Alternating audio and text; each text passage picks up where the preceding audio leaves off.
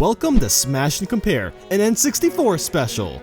Now, Smash Bros. Is in fact a multiplayer series, and objectively it's meant for multiple players, and it's usually more fun when more than one person is playing, unless of course you're competitive.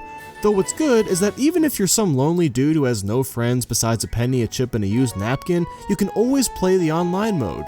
Well, in Smash 4 that is. For 64, Melee, and now Brawl, online really isn't an option. So each of the games has one-player modes to keep things fresh for lone wolves. Melee has an all-star mode and adventure mode, Smash 4 has Smash Run and Master Orders, and Brawl has the gigantic Subspace Emissary, which could be a game of its own. Though in each game there's the classic mode. In Smash 64, it's officially titled One-Player Mode. The goal is very simple. Just survive 14 stages and you win. Between matches, you can see yourself transitioning from stage to stage.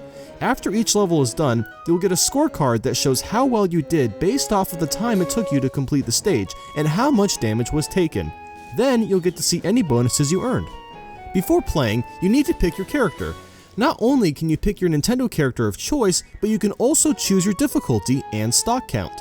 You'll use that character for the entirety of the mode. Stock count is carried over and never replenishes, though damage is always 0% when starting each match. If you do lose all your stocks, you can continue for the cost of some coins. The first stage has you fighting Link on Hyrule Castle. It's a very simple battle. The second stage is a Yoshi team, and it's a bit more interesting than the Link stage. On the Yoshi's Island stage, you'll have to fight off a total of 18 Yoshis. At first that may seem crazy. I mean, that's like fighting off 2 sets of 8-player Smash characters with 2 more thrown in for extra hell. It's really not that hard in reality. You see, like regular matches, only up to 4 players can fight, so you'll only be brawling against 3 Yoshis at a time. Not only that, but these Yoshis are extremely easy to KO. Even at harder difficulties, it should only take a few hits to KO them. Sometimes they might even kill themselves by falling off the edge. Now, you'll notice that the Yoshis are different colors. This is just a reference to all the various Yoshi color types. The pink and dark blue Yoshis only appear in this mode. It's actually impossible to play as them without hacking. Not only that, but the actual stage is impossible to play on without hacking. Now, yes, Yoshi's Island is a playable stage, obviously, but this version in the one-player mode has no clouds off to the side. Finally, if you KO all the Yoshis in the order they appear, then you'll get a special bonus. The bonus is called the Yoshi Rainbow Bonus and is worth 50,000 points. The third stage has the player fighting Fox on Sector Z. Like the first stage, there isn't really much to the battle. Stage 4 is one of the 3 bonus stages. This one is called Break the Targets. Now, Break the Targets is a famous minigame in the series, and it got its start from here. Your character will be in a room with many targets scattered around. You have to attack all 10 targets in the stage before time runs out. Or if you play the game outside the one-player mode, you have to break the targets as fast as possible. Running out of time or getting KO'd in these bonus stages doesn't make you lose a stock in the regular mode. Each character has their own unique target room. The room is designed for the player to test the unique abilities of their respective character. Captain Falcat's room is made up of futuristic platforms, fittingly enough. There's a part of the lower right side that you can actually jump through. Donkey Kong's target test uses platforms that are made out of the same gridders from the original Donkey Kong game. Fox uses futuristic platforms, and Jigglypuff uses friendly, grassy, childlike platforms. These are both accurate of representing the tone of their respective franchises. Kirby's target test uses platforms that resemble some of the buildings in Kirby's Adventure, most notably Butter Building. Link has the same target test platforms as Kirby. This might be because the platforms kind of look like ancient temple bricks, which Link would sometimes go to in his games. Luigi's target test has blue blocks that look like the blue blocks from Mario Bros, which was Luigi's first game. Mario has similar looking platforms from Donkey Kong. This is because Mario's first game was Donkey Kong, I mean duh. Ness, however, we couldn't really find a reference for. Let us know if there is any in the comments. Pikachu and Yoshi both have the same grassy platforms, which again makes sense due to the calm and friendly nature of their games. Samus has the same platforms as Captain Falcon and Fox. This is because her games are futuristic and takes place in outer space. In the 5th stage, the player will be teamed up with a random ally and fight Mario and Luigi on Princess Peach's castle. The match is meant to reference how Mario and Luigi would help each other in their own games. Now, if you don't count allies, Luigi is the only unlockable character to appear in the one-player mode. He appears even if you haven't unlocked him yet. However, since you need to beat Classic Mode in some way or another to get every unlockable character that's not Luigi, this could have been many players' first hint that there were unlockable characters, because again, this was in the time when the online world was not really a thing. There's also some bonuses to get. If you KO one of the Mario Bros without hitting the other ones, then you'll get the Bros Calamity bonus, which is worth 25,000 points. If you defeat the Mario Bros without your ally getting KO'd, then you'll get the Good Friend bonus worth 8,000 points. And if you defeat them without your ally taking damage or being KO'd, then you'll get the True Friend bonus worth 25,000 points. In the 6th stage, you'll fight Pikachu on Saffron City. The 7th stage will have you and 2 random allies fighting off a giant Donkey Kong on the Congo Jungle stage. There's not much history, though we should explain why it's so cool that Donkey Kong is big. In Smash 64, size-changing items weren't present, so before Melee, characters couldn't really get giant. Now the closest you could get to giant characters was Mario's taunt, so when giant Donkey Kong comes, back then it was crazy. I mean, he's the only giant character in the game, which made him pretty intimidating back in the day. Not to mention that he's already the biggest character without being giant, though despite that, it can be pretty easy to defeat him, as he's not only a big target, but is also prone to falling off the edge. There's also some bonuses you can earn here. If you KO Donkey Kong without the allies getting KO'd, then you'll get that DK Defender bonus worth 10,000 points. And if you defeat him with your allies not taking any damage, then you'll get the DK Perfect bonus worth 50,000 points. The 8th stage is the second bonus stage, Board the Platforms. Like Break the Targets, each character has an exclusive room meant to test their skills in the minigame. The goal of the game is to stand on top of 10 platforms, placed around the stage in question. Each platform will have a red light that turns blue when stepped on. Like Break the Targets, you must land on all targets before time runs out to get the bonus points. Mario's room has platforms that look like the ones from Donkey Kong. Luigi's room not only has the blue Mario Bros blocks from Break the Target's room, but there's also some stone bricks that look like the ones you could find in Super Mario Bros, most notably in level 1-2.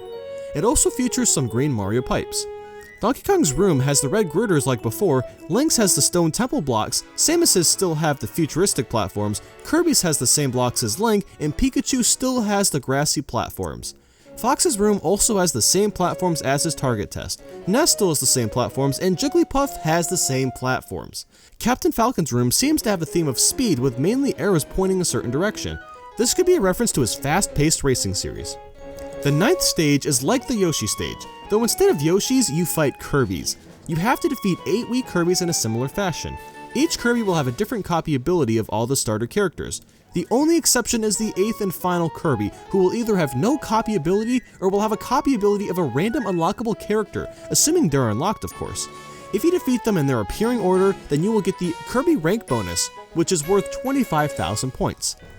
The 10th stage is fighting Samus on planet Zebes. Nothing more than that. The 11th stage is the Metal Mario one. Now this match could be considered kind of special, like the giant Donkey Kong stage. I mean, no status items existed, no mushrooms, no metal caps. This battle has you fighting on the unique stage, Meta Crystal. The stage is extremely small and consists of only a curvy bottom platform and a small upper platform. Metal Crystal can be referenced from Metal Cavern from Mario 64, where you unlock the metal cap. Both levels have crystals, and in Mario 64, you get the metal cap in this cavern. As for Metal Mario himself, well, he does seem intimidating, though he does have a major flaw. Because he's so heavy, if you knock him off the edge, there's a low chance of him recovering. However, because he's so heavy and doesn't flinch to regular attacks, he can often reach damages over 300% before he can even get KO'd. Though on the other hand, Metal Mario rarely attacks and just lets you hit him most of the time. He almost never jumps and never runs. A cool little detail is that his series icon is also metallic. When the announcer says his name, Metal Mario, he says it in a different voice than usual that, again, sounds more metallic. Stage 12 is the last bonus stage, Race to the Finish. In this game, you run through obstacles to get to the finish line of a room faster than the love child of Sonic and Captain Falcon. Tuah! The room is the same for all characters, and along with obstacles, you will also fight members of the fighting Polygon Team as you race to the end with 1 minute to spare, unlike the other bonus games where you have 2 minutes. Now, who's the fighting Polygon Team? You'll find out soon enough you probably already know, but you'll first move right on a platform with a Polygon Team member trying to stop you. You drop down and have to deal with infinite spawning explosive barrels, rolling along the stage similar to Donkey Kong. You drop down and again, you must deal with another Polygon Team member. After dropping down once more, you find 4 moving bumpers. Hitting these and bouncing off of them can really slow you down, so it may be best to wait a couple seconds before going through this part. Just make sure you're patient and you'll get through it easily. After dropping down, you'll find another Polygon Team member. If you just run to the right a bit, you'll find the exit. Good old stage number 13 pits you against the Fighting Polygon Team. So what is this team? Well, it's basically all the usual characters except they're morphed into models built with more polygons. The characters show off the polygon graphics of the N64. The models kind of look more crystallized than usual, and though they bear resemblance to the original fighters, they have little differences to give the team a bit more of an eerie feel. Mario and Luigi's polygon counterparts have little elfish heads, and though he has a different head shape than Mario and Luigi, Ness also kinda looks like an elf. Link and Samus's weapons become spiked in shape. Kirby now has like a big jewel thing on his head instead of his usual circle shape.